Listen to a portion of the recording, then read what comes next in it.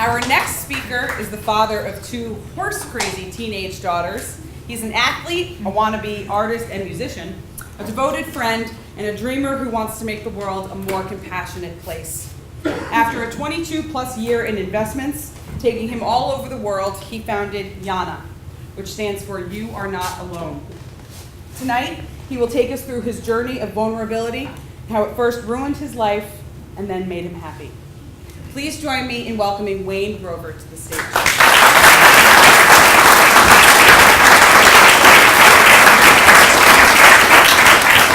Thank you, Liz. So, vulnerability.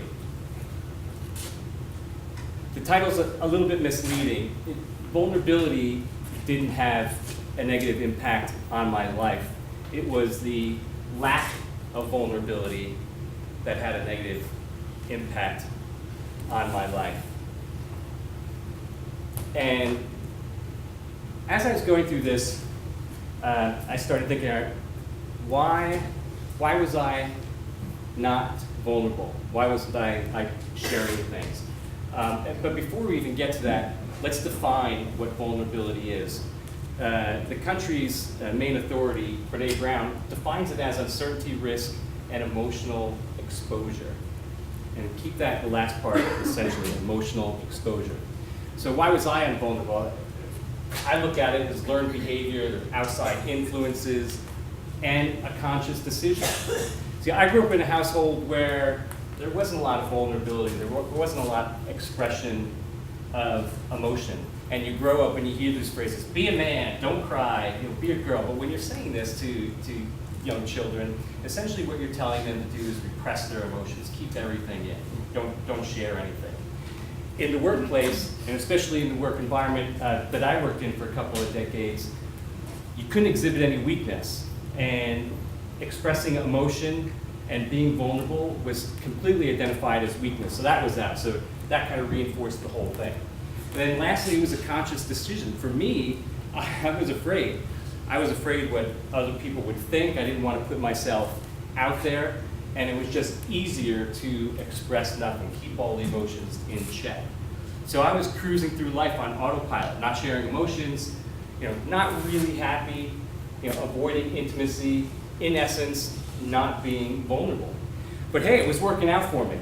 Scholarship to undergrad, MBA, worked with the top investment firms in New York and Chicago, partner in a hedge fund, two beautiful daughters, traveling the world, great friends. Ran into this little thing called cancer, but that didn't bother me because I wouldn't talk about it. People dying, depression, etc. Life is perfect. But no matter how many times I said it out loud or how big we put it in print, it just wasn't true. And so if you're not being vulnerable, there are costs with that. And for me, it was going through a divorce. And the worst part about my divorce is I lost my girls. So at that point, I said, all right, I gotta change. I gotta figure this out. Gotta do something. And I'm like, I can't keep going on with how I'm living. Although I didn't know at the time what was really wrong with me. So what did I do? I was like, I've got to change. I've got to figure it out. Where do I go? How do I start? So not one known for asking for help, I asked for help.